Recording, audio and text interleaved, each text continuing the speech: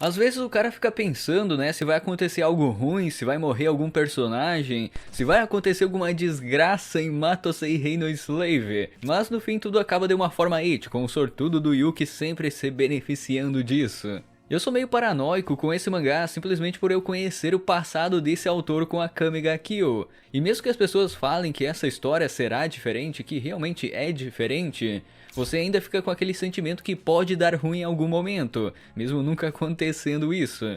O protagonista foi sequestrado pelos deuses do trovão, mas no capítulo seguinte ele estava lá lambendo os pés da Shikoko, como grande punição, né? Grande punição. Mas antes de destrinchar esses últimos 3 capítulos, se quiser apoiar o canal com algo além de sua inscrição, tem a área dos membros. Eu agradeço muito seu apoio. Dito isso, vamos começar pelo capítulo 157, após o sequestro. Obviamente a Kyoka está preocupada com essa situação, e ela sabe que o Yuki ainda está vivo por ter esse vínculo do contrato de escravo com ele. O problema é que ela não está conseguindo rastrear essa conexão, como se ele estivesse em outra dimensão, sabe? O interessante, né, que temos esse lado da Kyoka e da Yakumo preocupadas, e do outro lado podemos ver o protagonista acordando sem roupas na cama junto com a Jouryu, os dois lados da mesma moeda, né? Infelizmente, eu não posso mostrar essa cena aqui pra vocês, mas eu fico fascinado sempre com esse corpo tonificado da Jouryu. Ela é facilmente uma top 3 em beleza de Matosei Reino Slave, na minha humilde opinião. Eu não sei como é pra vocês, mas uma mulher musculosa sem exagero nos músculos, com o cabelo branco e fios espetados assim como dessa deusa literalmente, eu acho muito bonito esse design, muito bonito mesmo, na minha humilde opinião, é claro. E assim como o Issei me ensinou, a gente tem que apreciar os grandes opai, é isso que eu tô fazendo. Nesse caso, a Jouryu só estava curando o protagonista, com aquele clichêzinho básico que é sempre bem-vindo do poder de cura ser aplicado de uma forma it. Não tenho nenhuma reclamação a respeito disso, é sempre bem-vindo. Basicamente, o Yuki e a Chuchu foram colocados no mesmo quarto e curados pela Jouryu. E durante o capítulo 157, a heroína tentou usar sua mudança de paradigma para tentar achar uma saída dessa base dos deuses do trovão, que realmente fica em outra dimensão, algo confirmado pelo Yuki. Então a Chuchu se encolheu com sua habilidade para tentar investigar o local, né, assim conseguindo sair do quarto que ela estava aprisionada. Mas não levou a nada, já que ela foi flagrada pela Shikoko logo em seguida, e pelos demais deuses que estavam reunidos, deixando aquele gancho para o capítulo seguinte. Mas antes disso, é bom a gente notar uma cena mostrando a Aren Yamashiro recebendo um relatório da Konomi e da Ryu sobre os últimos eventos com a Taikyoko. Nisso ela comenta sobre os métodos variados da Taikyoko, que possui múltiplas habilidades e que derrotou facilmente as chefes do corpo antidemônio, né, presentes naquela batalha. Mas mesmo assim não foi o suficiente para baixar a bola da Aren Yamashiro, né, baixar a confiança dela. Com a heroína falando até mesmo que era a única que poderia derrotar a Taikyoko e com a Konomi concordando com isso. Por outro lado, durante uma reunião dos deuses, a Jouryu afirmou que a Taikyoko é mais poderosa. Então fica essa dúvida no ar, porque tanto a Aren Yamashiro como a Taikyoko são bem confiantes na vitória, e as duas ainda não mostraram 100% do poder. Então é difícil, né? É difícil dizer quem vai ganhar realmente por enquanto. É uma aposta doida minha que eu tenho quase certeza que não vai acontecer, mas eu tenho a impressão que a Aren vai se sacrificar nessa luta contra a Taikyoko. Eu acho que daria um bom peso para essa obra de Matosei Rei. Ainda mais agora que ela perdeu o cargo de comandante e parece estar mudando um pouco a sua personalidade arrogante, né? Parece. Mas eu acho que o autor não vai fazer isso, né? Porque o rumo dessa obra tá totalmente diferente do rumo de Akame ga Kill. Mas beleza, bora para o capítulo seguinte, que é o 158.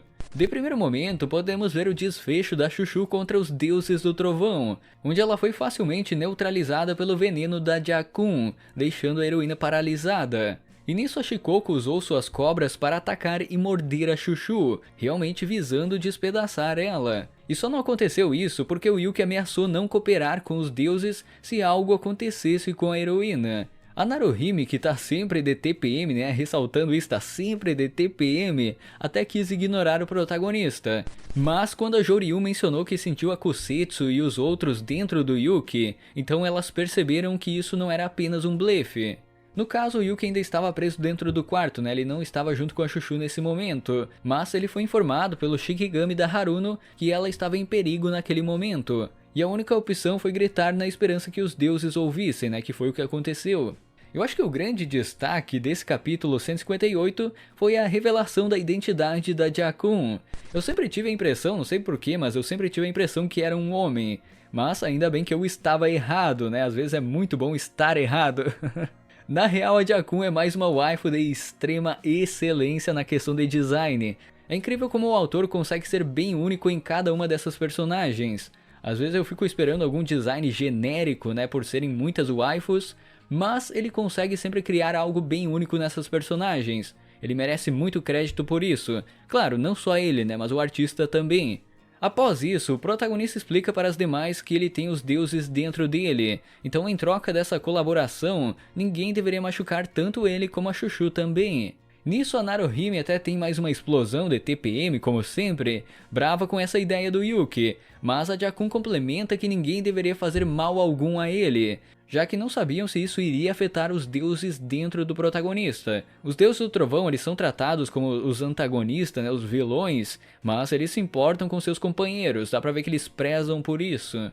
Eu acredito que o corpo antidemônio possa achar um meio termo de convivência com os deuses também, e eu aposto nisso. Então aparentemente o Yuki e a Chuchu estavam a salvos por enquanto, e o protagonista iria passar por alguns estudos junto com a Jakun.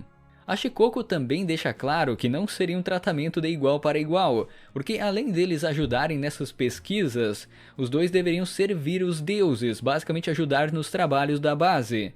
E como brilhante prova que o Yuki se tornou um brinquedo dos deuses, como prova disso, ele teve que lamber os pés da Shikoku. E realmente, eu não sei se isso era pra ser ruim, mas quem tem uma queda por pés com certeza iria se beneficiar com essa situação. Eu não sei se é o caso do Yuki, eu não sei. Mas que grande punição, né? Que grande punição. Fora que após isso, quando o Yuki já estava sozinho com a Chuchu, a heroína tem a ideia de beijar o protagonista para purificar a boca dele, né? Que encostou no pé da Shikoku. Então no fim, o protagonista sempre sai ganhando até mesmo quando tá perdendo, é incrível isso. Provavelmente, na questão de harém, na questão de romance, esse é o protagonista mais sortudo da atualidade, provavelmente. E é isso, bora para o último capítulo lançado até agora, que é o 159. De início podemos ver o Yuki no seu mundo espiritual, onde a Kusetsu, a Fukuma e os outros estavam aproveitando um festival. Nisso a Fukuma lembra o Yuki do dever dele dado pela Jakun, de perguntar à própria Fukuma algumas coisas sobre os deuses do trovão que somente ela saberia, o que poderia ser usado como prova que o protagonista tem um contato com elas, nesse mundo espiritual. Então para Kusetsu e a Fukuma não sair perdendo com isso, elas concordaram com uma condição, que o Yuki faça coisas com elas durante esse festival espiritual. E é bom ver o quão proativo está o protagonista atualmente, porque ele tem atitude para beijar elas e fazer esses atos biológicos, totalmente biologia, é claro. É interessante ver que ele não tenta fugir dessas situações E beleza, o Yuki menciona alguns desses segredos para Shikoku e os outros deuses, provando ter esse contato com seu mundo espiritual. Nesse momento é bom a gente notar também que a Jakun está dando uma bebida preta para o protagonista. Eu não sei como isso vai influenciar ele daqui pra frente, mas será algo que ele deverá tomar 3 vezes ao dia e perguntar a Fukuma se ocorreu alguma mudança no seu corpo. Não sei aonde isso vai levar, mas só esperando pra ver mesmo. Após isso, o capítulo foca no Yuki e na Chuchu ajudando com alguns afazeres da base. Só que enquanto a Chuchu limpa o chão, a coitadinha limpa o chão, o miserável sortudo limpa as costas da Joryu no banho, Essa é a grande diferença. A Joryu até menciona que se o Yuki tiver algum problema, era para consultar ela, mostrando um lado bastante amável dessa deusa. Mas que ela também sabe deixar esse amor de lado quando se trata de combate, ela deixa avisado isso. É interessante o cara notar que a Joryu é uma personagem bastante carinhosa, ela se importa com os outros. Apesar dela ter essa expressão séria sempre de não se expressar muito facialmente, ela ainda assim é uma personagem bem amável nessa obra. Também podemos ver o Yuki fazendo massagens nos ombros da Taikyoko, com a deusa ficando impressionada pelo fato do Yuki não se acovardar na presença dela. Parece até mesmo que a Taikyoko estava feliz com isso. É interessante, né, que ela tem esse lado mais tranquilo, mais calmo, mais sereno. E por fim, o Yuki também ficou encarregado de preparar a comida da base, ganhando alguns pontos da Naruhime, com ela até mesmo recompensando o protagonista com um pouco de sua essência. Eu não sei como isso seria aplicado na prática, mas aparentemente o Yuki não irá mais pegar resfriado graças a essa recompensa, segundo as palavras da Naruhime. Fora que ele também descobriu o jeito de tratar a TPM dessa waifu, né, que é alimentando ela, algo simples, algo básico. Então, em resumo, enquanto o Yuki e a Chuchu estiverem fazendo esses trabalhos, o foco deles é encontrar uma saída dessa dimensão.